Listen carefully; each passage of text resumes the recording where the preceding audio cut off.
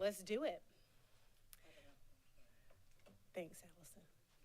It is 5 o'clock p.m., and I will now call the Development and Services Committee to order. Madam Clerk, would you call the roll, please? Brenham. Here. Teratio. Barron. English. Newton. Present. We have a quorum. Thank you. That brings us to our first item of business, the approval of minutes on pages 5 through 12. Any updates or changes from staff? No, ma'am. Hearing none, I'll entertain a motion. Move to approve. Second. It's been moved and properly seconded. Would you call the vote, please? Brenham. Yes. Teratio. Yes. Barron. Yes. Newton. Yes. Motion approved. Perfect. Item 4 is an item for discussion. 4A is to direct the administrator to research and present to council current laws and benefits of enacting impact fees in Richland County. The purpose is to help reduce the tax burden on residents by not having to pay the complete cost of development in Richland County. And for anyone who is just joining us, we had a work session on impact fees. Pardon me? Excuse me, Madam Chair, we haven't adopted the agenda yet. We haven't, but I want everybody to know what's coming after we adopt it. And I want them to know that we had a work session today at 2 o'clock talking about that very same motion, which we can discuss in a more fulsome matter after item 3, the adoption of the agenda. Move to approve. Second. All right, it's been moved and properly seconded. Will you call the roll? Brenham. Yes. Teratio. Yes. Barron. Yes. Newton. Yes. Motion approved. And thank you. I was trying to read your lips over there, and I was like, it wasn't working for me, so thank you. So again, our item for discussion is impact fees. We did have a work session for anyone who's watching now and is interested in that will be streamed. I don't know if there's a staff member who wants to discuss that. What you'll see in the packet is the same report that was included in the impact fee agenda. So is there any additional information from staff? There is no additional information. I would just say I'm showing page 13, which is the first page of the briefing document toward the recommendations. Since the work session was an opportunity to hear information and discuss the general feedback related to the feasibility report that we received for impact fees, there was no action that could be taken. And so now that we're at the committee level, any additional discussion and then any additional action associated with the timeline that was kind of provided by in the work session, it will require action from this body if there were any steps that you wanted us to take related to what you read, or any questions that you have where you wanted further information to come back to this body. Thank you. Well, I will pause at this moment and see if there are thoughts and discussion from the body. Mr. Branham, you're recognized. Thank you. One of the, my inquiry to the presenter earlier today was just related to, again, the ultimate amount of revenue that might be generated and how it relates to potential needs and the cost to meet those needs. And he indicated that that potentially much greater revenue would be generated by non-residential development and the impact fees generated from those types of projects. And I do see on page 43 of the packet, entitled Exhibit A, General Development Impact Fee Schedule Attachment 2, I do see some, non-residential, like a fee schedule there. So that would be, I guess, my ask for maybe a next meeting is if we could run any sort of models that would help project what sort of revenue would be generated from impact fees related to all types of development where impact fees might be assessed. Thank you. Other thoughts? You're recognized, Ms. Barron, Councilwoman Barron. Thank you. And so I do agree with Councilman Brenham. I think that the work session was very helpful, but limited in our time. And this is something that definitely I could use a little bit more time for us to dig deeper into some topics and to kind of talk scenarios, because and I'm making a point all at some one time, Madam Chair, and that is Councilman Pugh and myself were also were to be added to this particular motion. I did wonder, your names have been there before. Yeah. Yeah, so we were supposed to be on there, and so the clerk's office could include us. Again, and the reason why I bring that up is, this is something that we've had lots of conversations with, Mr. Malinowski prior to him leaving, and then after he's left now. And so I think as we experience this growth, especially in a good many of our areas that are impacted by Scout, I don't want us to slow walk this, but I don't want us to hurry through it either. And so I would feel comfortable with another presentation, whether it's from our staff or the consultant, preferably our staff, because y'all are already here and we don't have to pay them extra money. But just to let's talk about what those recommendations look like. Let's run some numbers. Let's run some scenarios, and to really, that way we can start to fill out that roadmap, that box cart, whatever we want to call it. That's the joke of the day. So that we can really pay attention to what we're doing and be very thoughtful in our process. Because I think sometimes we get excited about what it is that we want to do, and getting excited about what we want to do, it loses its flavor and its intent. And this is something that, if done correctly, can positively impact our bottom line, and our budgets and the projects and things that we look to fund, and that we don't have to fund out of general fund. So that, I know that was kind of a ramble, but I just, just having sat through several meetings today, I really want us to, this could be done. We can do this, and I feel very passionate about it. But I do think that there's a method to the madness. Thank you. And if we need to make a motion to package this for next steps, we have to tag team that. But yeah. Gotcha. And so thank you. And so, Madam Clerk, if you would add Councilwoman Barron and Councilman Pugh. I didn't ask about it at the last meeting because I didn't want to put you on the spot. I was like, maybe they asked to be removed.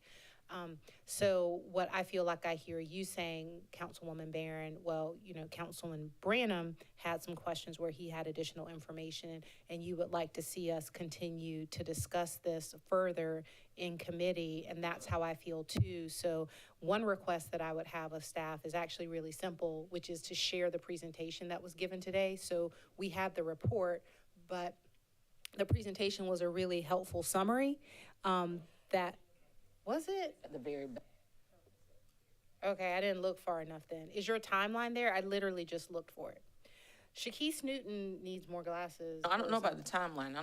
The last time your box card is in there? I didn't see the box card. Hold on. Beep, beep. I'm gonna have a good time with that. You set yourself up for that, sir. Okay, well, Is it in the printed agenda? Oh, no, I don't do paper, so I can't answer that for you.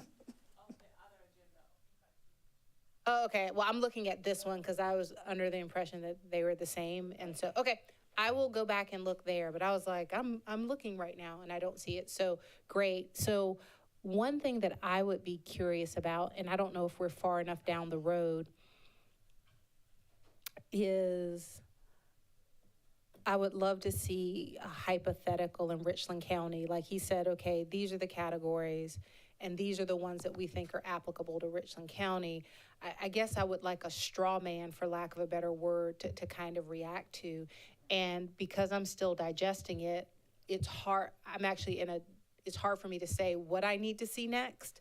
But I definitely feel like we need to have more conversation. I will say that this report left me more encouraged than I thought I would be, because there are a lot of limitations on how you can use impact fees. And so I was really prepared for the consultant to be like, nope.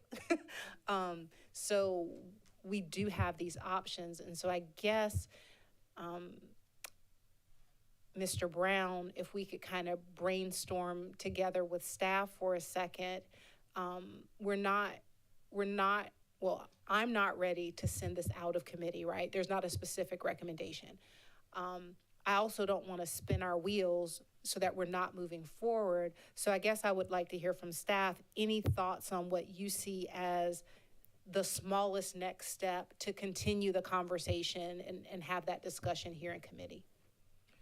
So from my perspective, after sitting in the work session, hearing the questions, and then hearing the information that you thought that you needed, one of the things I've heard was you need some modeling to get a better feel for what can be done. And this is the question I'm asking you out loud. I don't know if Eric can answer this question for all of us right now, is whether or not the modeling that we could have could be something that is true to Richland County, because I think that's specifically what you're asking. But I also think I understood in the timeline for the consultant to say that modeling would be a step that you would take, but that would be what you would undergo to get the information that you need. So I'm wondering if that's just the actual next step, rather than, do you know, Mr. Jensen, can you address that? Madam Chair, if you'd be willing to recognize Mr. Jensen to try to provide some clarity. Assistant County Administrator Eric Jensen, you're recognized for the record. Thank you, Madam Chair. Yeah, as Administrator Brown was saying, typically the research and so forth is done by the consultant, Okay. and that's part of the process. But there are some basic things that we can do. If you listened today when he mentioned that, when he did the breakdown of the different categories, we can provide you information and say, we have, basic information in this category, in this category, in this category already. Or we have a plan or something, and we can say, for example, that the CIP, Capital Improvement Plan, thank you, I'm drawing a blank. Already says we have these many facilities, this much money programmed in the next 10 years. We can do that kind of, and give you that information, so you can look at it and say, oh yeah, this is gonna be an easy one or an easier one to come together and formulate an impact fee for.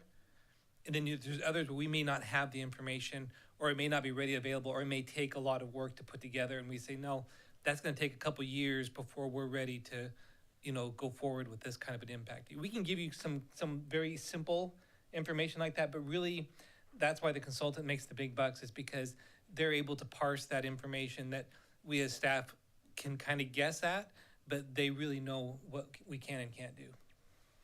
And that sets me up so beautifully for my next question, which is, while we evaluate this, is there a productive intermediate step before a great expenditure of funds?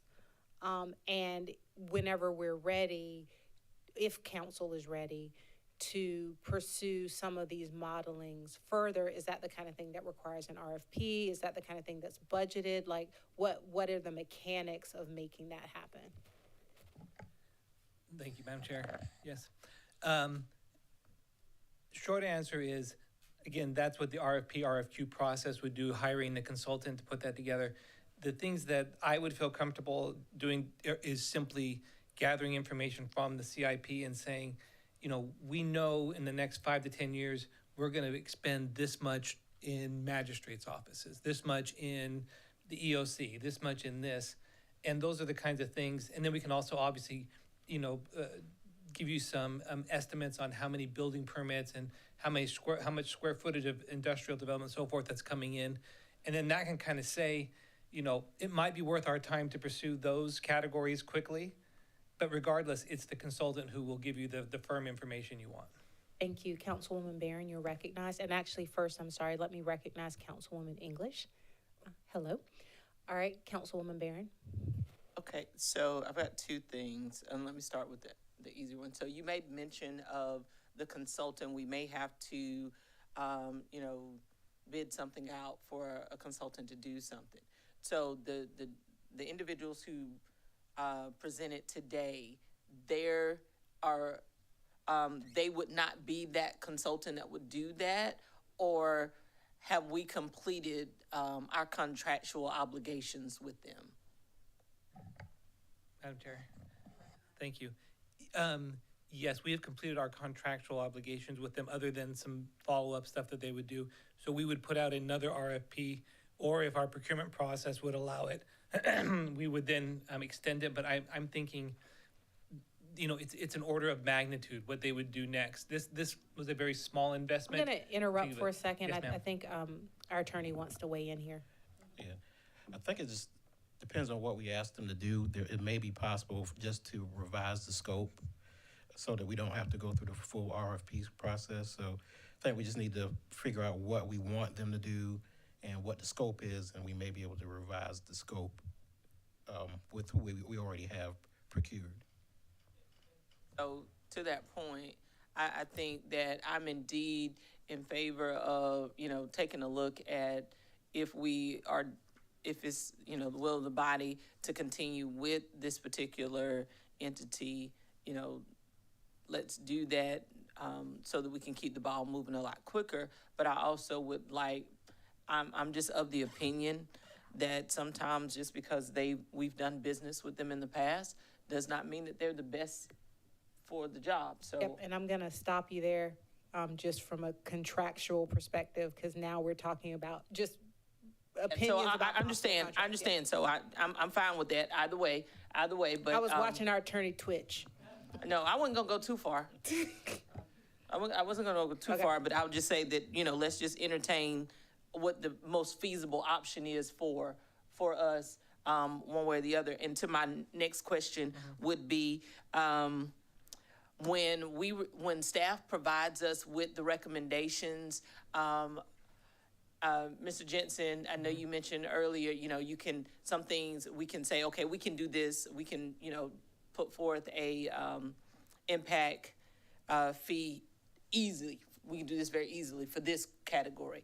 I would like for you all to, when you're putting forth these packets, to present them to us, all of them, no matter their complexity, so that we can, you know, have a fair assessment, because just because it might be easy, it may not be our priority. You know, and so I'll just say that I'd like to see all of the proposals, all of our options, and then we can, you know, see, okay, is this the best mode? Where should we go from here? Because when we go out of committee, we really want to be very pointed in our ask to full council. Anything you want to add before I recognize, our next questioner? Yes, just one thing is that you will most likely have to allocate funds through a budget amendment process or through your 2020, fiscal year 2026 budget to, for this, just simply because I don't believe we have the funds at this point to either expand the contract or go out to a new RFP. Thank you, Councilwoman Teresa, and then Councilman Branham. Thank you. And so I'll try to formulate my question in a way that I attended the work session and saw the recommendations for the different categories for these impact fees. Let's just say, and I'm looking at the page 21 where there's all the clients and then the different categories.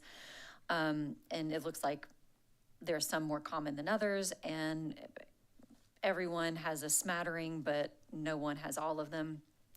So let's just say that Richland County approves 2.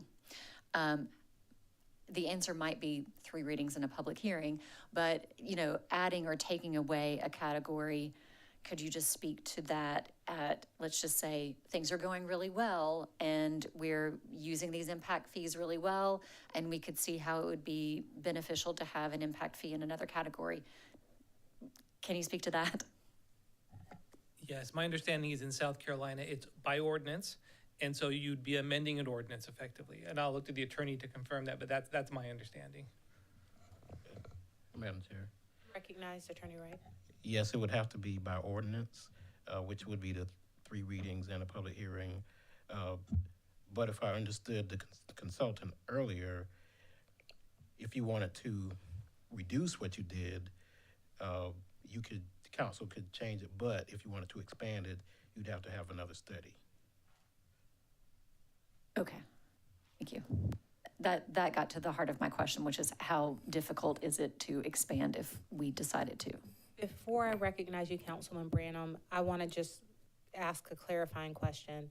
As it relates to the study, the way that I heard the consultant was, if you want to expand it in a category or way for which you do not have numbers, you would have to have a new study. But if, for example, the way that I interpret it as not a lawyer or an expert on impact fees was, if we only wanted to do transportation for which we have numbers, but then later wanted to do EMS for which we have numbers, that we could do without a new study.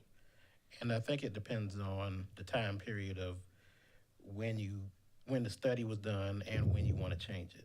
And so what I would then ask Mr. Jensen, or Mr. Brown rather, is if that can be added to our list of questions, because that came up both in the work session and here, just to be really clear what the process is for changing it and when it requires a new study, because that will affect what our decisions are. Councilman Branham, you are recognized. Thank you. So just in the work session, when I was referencing what I will label as a relatively low amount of potential revenue to be generated based on the projections that we saw related to residential development. And again, just here in the packet, page 28, it's got that table again, maxing out like the highest numbers presented. It's $16 million generated over a 10-year period of time. And then the presenter indicated, well, yeah, but the non-residential development is going to probably be the greater amount for revenue generation. And there is a passing reference just above that table. Added to these amounts would be the revenues paid by new non-residential development. And then we have that chart. So, you know, it sounds like the more impactful on the revenue generating side is the non-residential stuff. And so I feel like that's pretty important. I don't want to increase the cost for anybody to live, work, or do business in Richland County without feeling like there's a compelling interest in doing so. So that's why, one of the primary reasons anyway, that I'm kind of joining the committee here and indicating I'd like to get more information before we push it ahead. And I don't know, I'm a bit reluctant to potentially try to move forward with just impact fees as it relates to residential development and not impact fees across all the development spectrum. Sorry, I wasn't trying to interrupt you. Your mic went out there for a second, but it came back. So, Mr. Branham, I'll just say, I don't get a sense from the body that we're ready to rush into anything, that we're very much in the collection phase. But I wonder, considering what some of your questions are about the non-residential development, if there is an additional request that you want to make of staff right now in terms of information that you'd like to see come back.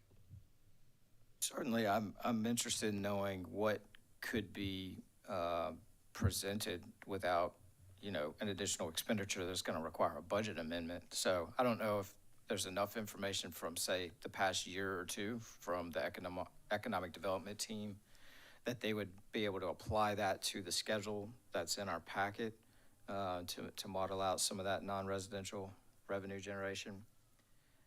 But that's definitely, I care about how the revenue generation would match up against the forecasted needs and the cost of those needs. But obviously you can't do that comparison without having the revenue generation piece. And it sounds like we've got, less than half of the specifics as it relates to the revenue generation piece. So, yeah, I kind of would ask staff again. It sounds like they don't feel like they have the resources to do it without somebody outside doing that. But I guess that's my question right now, is if there's something that could be presented in that realm. Thank you. And I feel like I heard that there was some data that staff felt that they could bring, and so I'll recognize ACA Jensen again. Thank you, Madam Chair. Typically what we would provide is our building permit data. So we have, very detailed building permit data that says we issued permits for this many square feet of new construction that's residential, or this number of units, or these number of commercial, or this number of industrial manufacturing. And then if you wanted to apply, for example, just the simple York County numbers, we could just take York County's numbers and said, if Richland County had an impact fee system similar to York County, it would have generated X dollars. And that's, to me, that's the very simplest thing that we could do that would give you an idea of a scope of what an impact fee system could do in Richland County. Thank you. And then also I'm going to paraphrase and take some liberties with other things that I've heard. I feel like I also heard today as part of that some sense from staff on what their priority recommendations would be based on the information we have now. Understanding that it's not complete, but based on what we know now, what looks promising. And then I would also add to that list, from my perspective, if there's any additional information that we could share about how we might use impact fees for transportation. And I'm happy to talk offline, but I really want to understand that, because congestion and quality of life is one of those areas where we get a lot of complaints when we have developments. And so I certainly don't want to raise the cost of people buying a home in Richland County, but there are a lot of ways that you pay. And when you can't get to your kid's basketball game because you didn't leave a whole extra hour early, you're also paying a cost for that. So I would be interested in adding that. Is there any additional information? It sounds like we're definitely keeping this in committee, and I'll recognize you in 1 second, Attorney Wright. Are there any additional questions that we want to ask of staff for them to be looking at before they bring updates to us at our next meeting? You're recognized, Attorney Wright. No, I just wanted to say that I think that impact fees are the main reason they were allowed is so that industry that comes into a community or an area, it gives the local government a way to, get funds based on their impact to the community. So it's allowable for housing units, but I think the main purpose is really for industries, so that the whatever different industries that would come, say, to Richland County, Sure. would have to pay a certain fee. So it's not really for necessarily the residents, but for the industries. So Gotcha. that's why most of the money is, you would get more money from industries than from a housing unit. And I guess to say it a different way, though, when these things come in, they do affect citizens. And what we're trying to do is, right now, we, the county, we pay for the impact of that. Right. And so we're trying to just make sure The that purpose is to get the industry coming in to pay. for not- the impact that they make. Exactly. Anything else that anyone wants to add before we move on to our next agenda item? Well, it looks like hearts and minds are clear on that, which brings us to section 5, which are items pending analysis with no action required. Item 5A, I move that county council direct the county administrator to research and provide council, number 1, ways to secure title to subdivision roads that were developed but never had ownership transferred to the county, and 2, to recommend changes to county ordinances and/or protocols to better assure that future development of subdivision roads includes conveyance of title to the county unless there's an understanding between the developer and the county that the subdivision roads will intentionally remain privately owned and maintained. There is an update on pages 48 and 49 of our agenda packet, but is there a member of staff who wants to speak to that? We do have a member of staff that is available. The opportune word is wants to speak. I'm not sure, but Okay. but Well, Madam how about Chair, this? no. I'll look to the body. There is an update on pages 48 and 49 that have outlined some steps that staff is going to take. Are there any questions that we want to direct to a staff member, or is this update sufficient? And I'll pay extra attention to the maker of the motion, or primary maker of the motion. You're recognized, Councilman Branham. Sure, thank you. I did have a chance to chat with staff and legal briefly today about the updates, and I think that the information that's on the schedule to come will be very helpful in helping us advance, the intentions of the motion, particularly meeting with the legal department to discuss options there, and getting an updated map and list of the remaining outstanding roads not conveyed to the county. Thank you. Staff person, you've been spared, but the person for 5B shall not be. And so you can work on coming down while I read it. I move to direct the county administrator to commission an analysis of the county's residential development permitting processes and standards related to noise, flooding, air pollution, and other environmental impacts in order to ensure that the county has adopted and is following the most current industry best practices to reduce negative environmental impacts. This may include recommendations for improving and enhancing the county's land development code, land development design manual, comprehensive plan, zoning map, and related documents. And I know from my own conversations with staff that this is something that is going to take time and will also go along with our comprehensive plan process. But just for the record, if I could just have someone speak to how this is being addressed. And there's meaningful eye contact that is trying to be made out there in the gallery. So I believe the meaningful eye contact is probably being directed towards the director of community planning development, if I had to guess. There was some eye contact in that direction. I'm just waiting to recognize whoever So steps if down. it's- They can arm wrestle for it if you want. So if you would feel free to recognize the director, Cynthia Williams, she would be happy to provide you just a brief update on where this process is headed. Thank you, and really, just for the record, so that we have it here and the committee members can hear, you are recognized, Director Williams. Thank you. So I've already reached out to our Public Works team and the consultants that worked on some of our land development manual, because I wanted to confirm that as far as our updated land development manual and land code, the water quality and flooding recommendations in that manual are exceeding industry standards. So we have already put some good things in place. So I want to start by doing a review of what we currently have in place, the things that we've recently updated and whether or not they're already exceeding standards. And that way, once I determine the gap, then we can look forward to what other items we may be able to bring before the body for consideration in the future.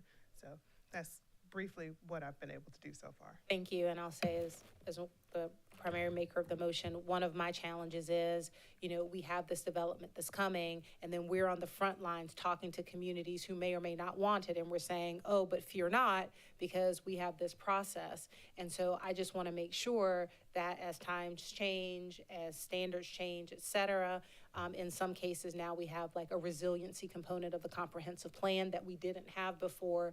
Just want to make sure that we all feel great about our processes, and it never hurts to take a look. So I appreciate that review. Are there any other comments or questions for Director Williams on this motion? You are free. 5C, I move that the administrator explore the possibility and present a draft ordinance to place a moratorium on demolition and new construction in the Olympia area of Richland County. This is a motion that was forwarded to the committee at just our last county council meeting. So I would be surprised, but certainly pleased if staff was able to work some miracles in the intervening time. But is there an update on this item? If you would recognize ACA Jensen, even though I saw Attorney Wright touch the There was a lot of green button. meaningful eye contact in different directions, Mr. Brown. So I'll recognize whoever steps up. No, I was just saying that I think what you're talking about is actually different than this one. This one was prior to the Oh, one was from the it? last meeting. There's two separate ones, but I think this one may kind of be consumed by the second one. Gotcha. All right, so then with that in mind, Director Williams has been voluntold to speak to this particular motion, and if I've erred in my statement, certainly you can correct me as well. No problem. Thank you, Madam Chair. So I did request a legal review to work with us to look at, because a moratorium would require an ordinance that would have to be presented to county council. So we will work with the legal department regarding putting together an ordinance for council to review. But the staff has been working on implementing or putting together guidelines, design guidelines for the Olympia Mill area related to new development, rezoning, reconstruction in the area. The Planning Commission went on a tour of the Olympia area in September 16th, I believe was the date the Planning Commission went on the tour. At their October 7th meeting, they recommended moving forward with having public meetings to introduce those design guidelines to the community. We're looking at early December, the first week of December. If we can find a location, we realize the holidays may make it more challenging to find a location for a public meeting, but we're looking to have a public meeting with residents in the area in that time. So in the meantime, we are working on the overlay district wording, while we're also going to be reaching out and working with the legal department to look at any type of ordinances to present to council. Thank you. Councilwoman Teresa, was there something you wanted to? Yes, and I just want to say for everyone, you know, this is a relatively small footprint of Richland County, unincorporated Richland County, that is attached to a part of incorporated City of Columbia that has very similar qualities and very similar planning. So what we're seeking to do is just take this small footprint and help it to align with its neighbors who are in the City of Columbia. And so then, looking at this motion, and now, thank you, Attorney Wright, for reminding me of the different motions. So this is a moratorium on demolition and new construction. As it's written here, this is not time-bound, it's not condition-bound, it's just moratorium. So will potential timing be also something that's explored as part of this review? Yes, ma'am. Moratorium ordinances do need to be time-bound, so that is one of the things that we will look at when we're putting together a draft. Thank you. Any other comments? Thank you. Nope, we're almost free. Councilwoman Teresa, you're recognized. Thank you. And in the spirit of adding names to motions, I believe that Councilwoman English wanted her name added to this one too. Or maybe, I guess the new one. So, whichever. Can we just sprinkle your name everywhere? Thank you. So thank you, Director Williams. Hearing no other comments on this item, that brings us to item number 6, adjournment. Move to adjourn. Second. Madam Clerk, will you call the roll, please? Brenham, Yes. Teresa, Yes. Barron, Yes. English, Yes. Newton. Yes, Motion approved. our meeting is adjourned. Have a great day.